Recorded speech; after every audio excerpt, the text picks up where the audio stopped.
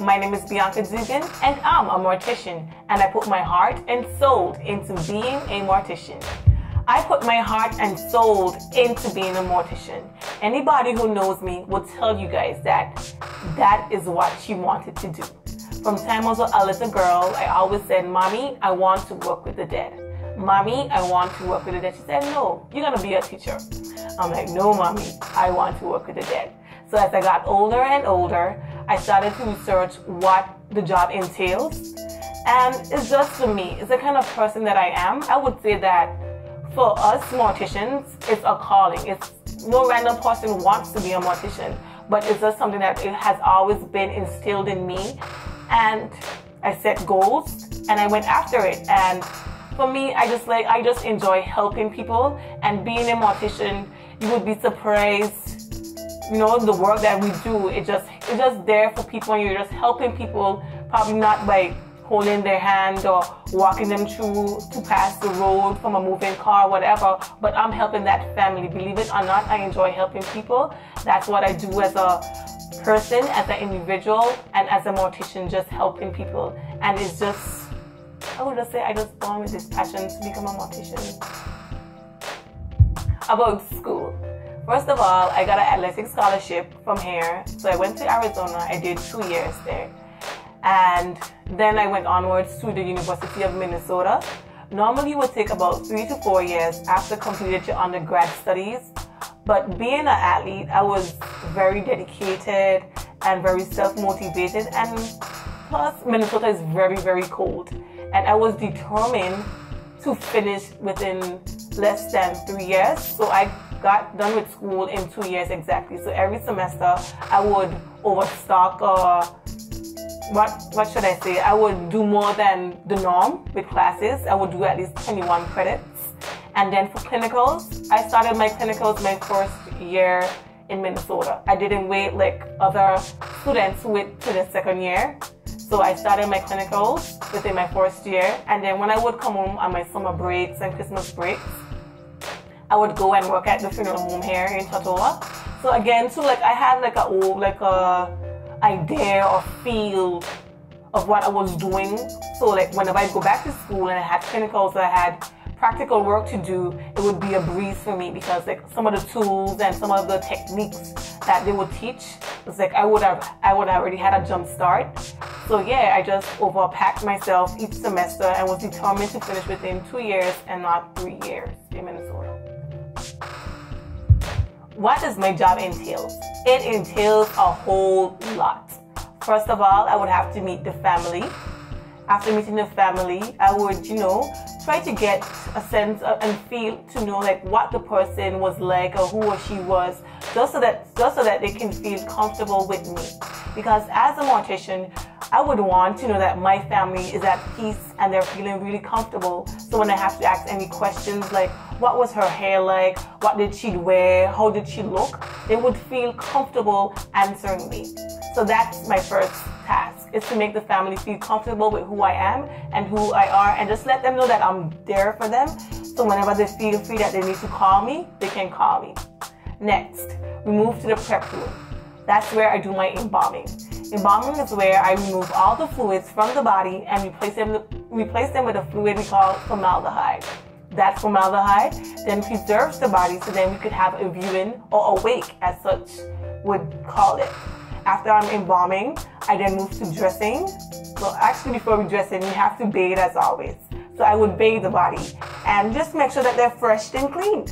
So I give them the last bath, I clean them up, I dry their skin, I wash their hair, I comb their hair, I do the makeup, I do all the necessary stuff as if they were going to Sunday church or to a wedding. The same preparations you would make for someone when they're alive is what I do to make sure that they're ready for casketing.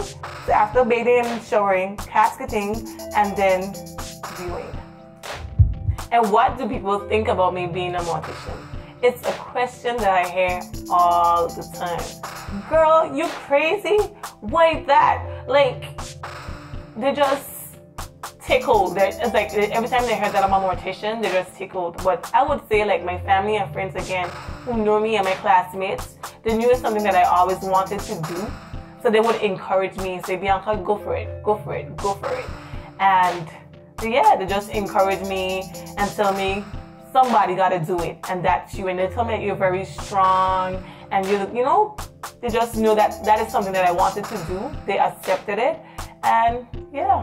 But just when it comes to, let me see, like questions, I get a lot of questions a lot. So I do a lot of talking, and sometimes I even crack jokes. They be like, do they move? Do they talk to you? I be like, yeah, they move. I talk to them just to spook them up, because TV has the death or the morbid life so weird, you know.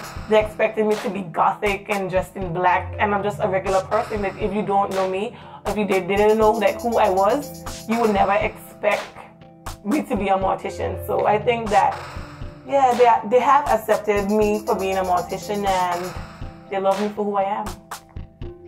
Dealing with somebody that I know personally, for me, I would say nothing changes, because I treat each family as if they were my own. I respect each family as if it was my own family. So for me, again, just the same way that I would treat my mom, God forbid, my aunt, God forbid, I would treat anybody family, because they're human, and as a human being, you would want to know that that person who's dealing with your family member is respecting that person. So that is what I do. The only thing for me, I would say the hard part for me is if I have to work that funeral.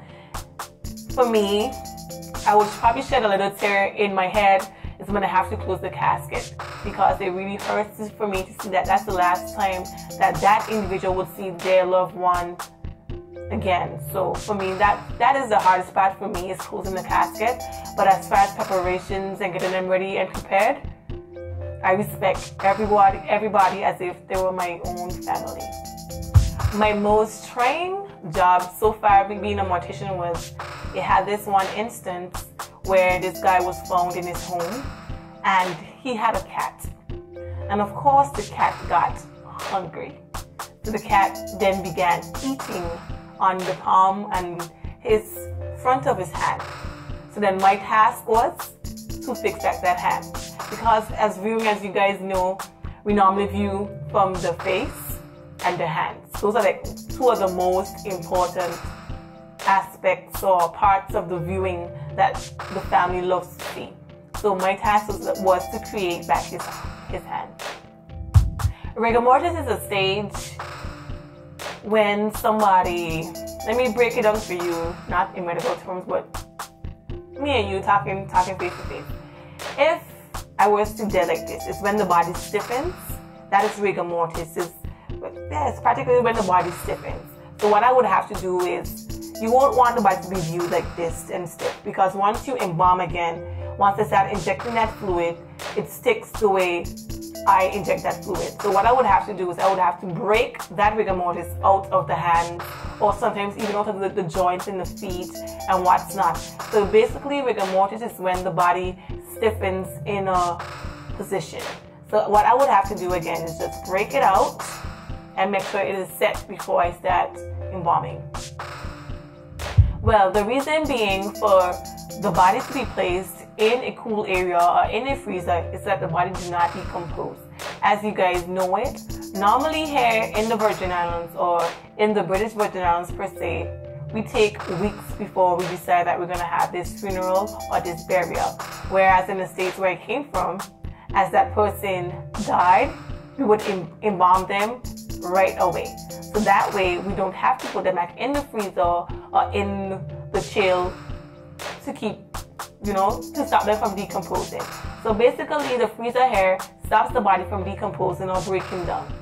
My family, how do they feel about me being a mortician? Again, they have accepted me for who I was, for what I am, and they know what I'm into. But for some instances, like my parents sometimes would be like, take your clothes off outside and bathe before you come into my house. So, it has its perks here and there. I do it just for some, but sometimes I would just willfully walk in the house quick before they could even say anything, just to harass them and to hear them say something about it.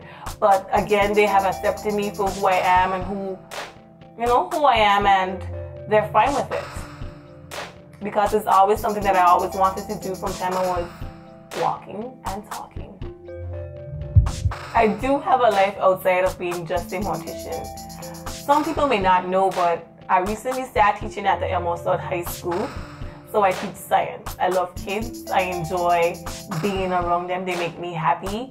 And not only, along with teaching, I love dancing. Music is my passion. I enjoy dancing. I enjoy pageantry. I love to cook. I love to swim. I love to mingle. I'm a people's person. So wherever there's people, there's me. For me, the aspect that is most rewarding is knowing that that family is at peace. That last look, that last memory that they would have is very, very rewarding to me. Just having the family come to me and say, thank you, you did a good job. That makes me feel pleased and so, so happy. Just the other day, I was in town and this lady, she watched me and she said, hi, are you Movine's daughter? I was like, yes. She came and she gave me a big hug. So I was just like, okay, this be kind, it was kind of awkward for me. She's like, you did my husband. I'm like, I did your husband? In my head. And then she's like, yes, you work at the funeral home. I'm like, yes, I do work at the funeral home. Then she told me who her husband was. And I was like, yes, I do remember that body. She's like, he looked as if he was sleeping and I felt really good. So stuff like that makes me feel good inside, and it's very rewarding to know that I've helped that family and that significant other feel at peace. Would I encourage anybody to be a mortician? No, not just anybody. If your heart and soul is not into something that you want to do, it makes no sense. Yes, there might be money. Yes, you might, probably had some wild fascination that you thought about the dead. But remember, you're doing it for the family. And if you don't have the stomach, if you don't have the guts to be in the prep room, and plus too, if you don't have the manners or the personality on a whole to be with the family and be a good person or a family person, it doesn't make any sense. So again, if you don't have the heart, the soul, and the passion to be a mortician, I wouldn't encourage you to just go in it just for the money. Go and do something that you want to do because you like it and you love it and you enjoy what you're doing. So again, if you enjoy doing what you're doing, then yes, be a mortician. If you know you're going to be there for the good part of it, and that's helping the family and being there for the family, do it. But if you're there for the money and just because it's a mortician and it's a job, then don't do it. If I was to choose a superhero, it would be Jesus. Some people may think that I'm crazy by saying Jesus, but to me, he's my superhero. Simply because he saved lives. He's been for us through our hard times. Like, whenever, as a kid growing up, whenever they ask you, the first thing what your mom will tell you is, Bianca, go and pray. Talk to Jesus about it. Ask him about it. So what I would do is choose Jesus as my superhero. Simply because sometimes it's very hard to lose a loved one. And for me to be Jesus who stepped in and tell that family, to just be there and say, I can erase all your pain, all your sorrow, all your hard times. For me, that would be a plus for me to that would be my reason for being that superhero. But I guess until then, I'm just stuck being a mortician.